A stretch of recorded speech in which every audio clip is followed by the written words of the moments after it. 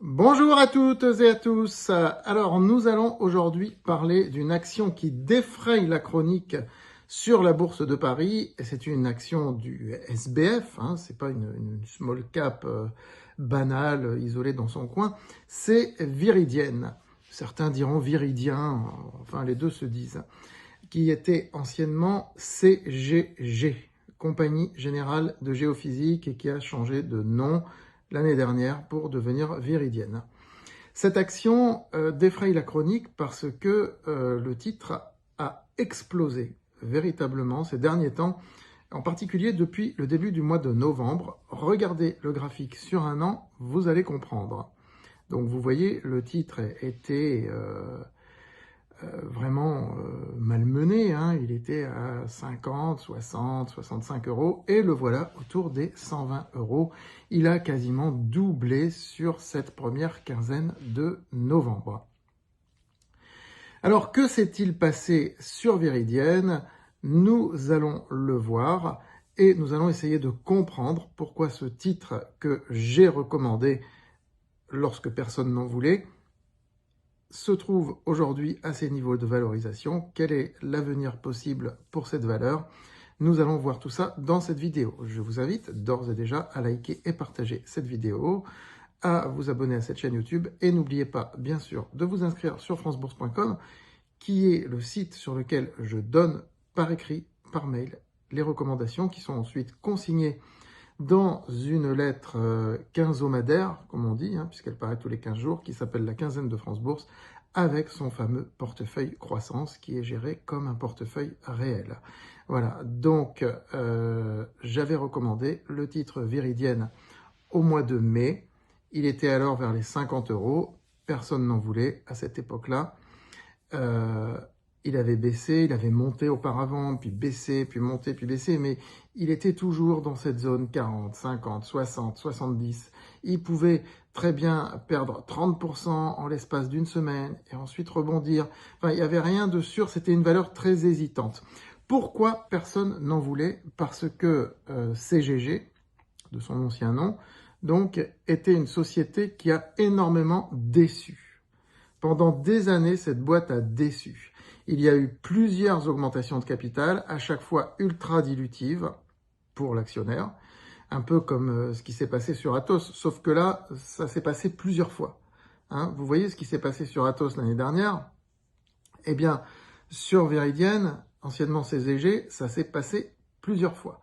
Depuis une quinzaine d'années, ça n'a pas arrêté. Il y a eu plusieurs augmentations de capital comme ça qui étaient dilutives. Donc vous comprenez, et je le comprends aussi, que les actionnaires étaient échaudés. Moi-même, je n'y suis pas allé avec un enthousiasme débordant.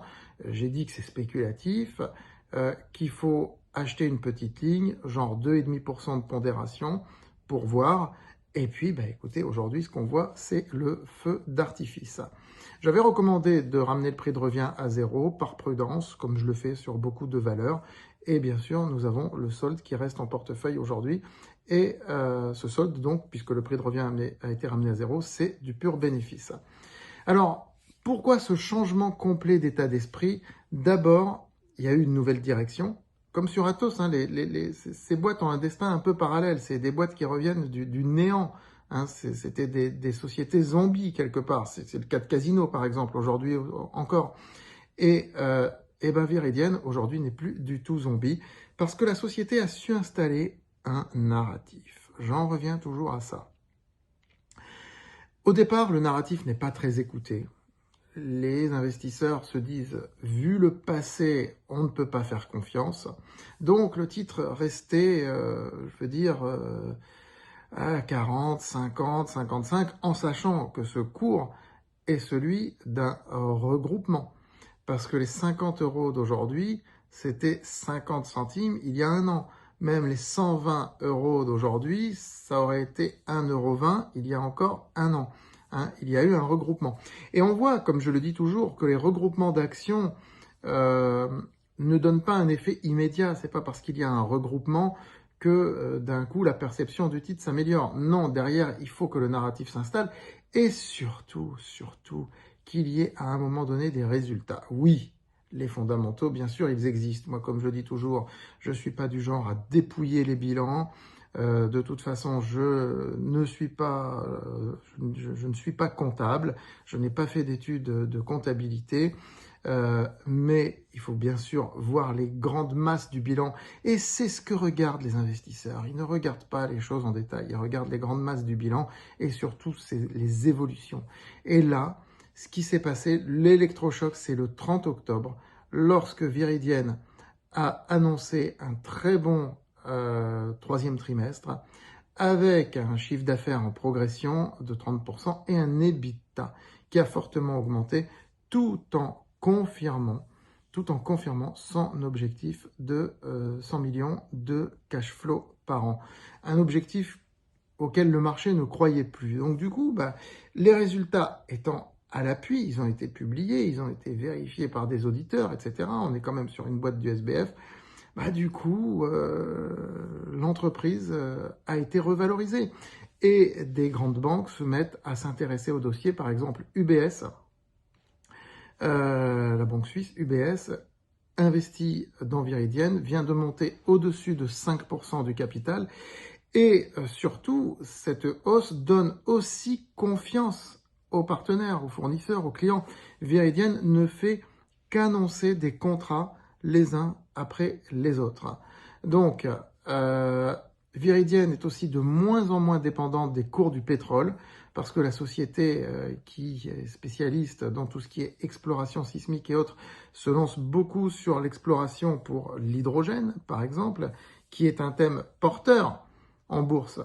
Il est porteur d'une manière structurelle, si vous voulez, le thème de l'hydrogène, pas d'une manière conjoncturelle. Aujourd'hui, la petite start-up qui arrive, qui dit « Ouais, moi je vais tout révolutionner dans l'hydrogène », c'est fini, le marché n'y croit plus. Il y a 5 ans, c'était la folie. Une boîte qui s'introduisait en disant « Je fais de l'hydrogène », c'était tout de suite des centaines de millions de capitalisation. C'est fini, aujourd'hui, c'est fini. On l'a vu avec Hafner Energy, on l'a vu avec plein de boîtes, c'est fini. Il n'y a plus de place pour les sociétés qui n'ont pas des choses concrètes à annoncer. Et Viridien, justement, annonce régulièrement des choses concrètes. Donc, les investisseurs sont de retour sur cette action et ils la comparent à une autre, à laquelle moi je la compare depuis 2024, c'est Vallourec, qui est sur un domaine connexe et qui avait réussi également à faire un redressement de grande ampleur. Et c'est exactement ça qui est en train de se passer sur Viridien aujourd'hui. C'est une recovery qui réussit et du coup, la capitalisation, elle monte. Actuellement, autour des 120 €, la capitalisation est à peu près de 870 millions. Et vous devinez ce que je vais vous dire, il va falloir surveiller le seuil du milliard. Parce que ce que nous avons vu pour Atos est valable là aussi. Si le milliard est franchi, Viridien attirera de nouveaux fonds dans son capital qui ne peuvent pas rentrer tant que le milliard n'est pas atteint. Et là, ça pourrait être une envolée supplémentaire. Donc, le milliard de capitalisation, c'est à peu près pour un cours de 135 €. On n'est pas loin. On n'est pas loin aujourd'hui. Je veux dire, il faut un peu plus de 10%, 13% à peu près de hausse. Et on y sera. C'est pas impossible que s'il y a un rallye de fin d'année, le titre Viridien en profite. Il y a aussi la période du window dressing actuellement, qui peut lui être favorable, même si ça reste une société qui peut effrayer, mais elle a changé de nom. Beaucoup de gens ne savent pas que Viridien, c'était CGG. Beaucoup de particuliers ignorent ce qu'était Viridien par rapport à Atos, qui est plus délicate à laisser dans des portefeuilles pour le window dressing. Sur Viridien, la question se pose un peu moins. Donc je pense que Viridien est en train de profiter du window dressing et pourrait très bien enchaîner à la faveur d'un éventuel rallye de fin d'année. Voilà, néanmoins, sur toute valeur, il faut savoir prendre des bénéfices et les abonnés à francebourse.com sauront quand est-ce qu'il faudra exactement vendre le solde des titres Viridien qu'ils ont en portefeuille suite à mes recommandations. Je voudrais rajouter que lorsque j'ai recommandé Viridien, Je m'étais un petit peu renseigné autour de moi par des intervenants sur les marchés et je peux vous dire, tout le monde était défavorable. Mais franchement, tout le monde me disait, qu'est-ce que tu vas aller sur un dossier comme ça? Enfin, CGG, il y en a beaucoup qui l'appellent encore CGG. C'est une boîte qui a fait perdre de l'argent à plein de monde, etc. Personne ne l'aime, etc. C'était encore le cas il y a quelques mois. Eh bien, le statut social de cette boîte est en train de changer et il a changé, tout simplement. Et donc, un rehaussement du rang social de l'action. Regardons le graphique sur 5 ans pour terminer. Et vous voyez que ça a été très fluctuant, mais que le titre revient vers des sommets actuellement. Voilà, donc évidemment, je ne pense pas que ça va monter à 3 milliards de capitalisation dans les semaines ou les mois qui viennent, hein, faut être réaliste. Donc je vous dis, nos lecteurs, nos abonnés sauront quand est-ce qu'il faudra prendre définitivement des bénéfices sur cette action qui aura été l'un de nos très beaux placements pour l'année 2025. C'est à cause de titres comme ça, même si les pondérations sont très faibles, hein, qu'on arrive à un score de 25% à un mois et demi de la fin de l'année. Voilà, je vous retrouve très bientôt dans cette rubrique pour une analyse d'une autre action. À très vite.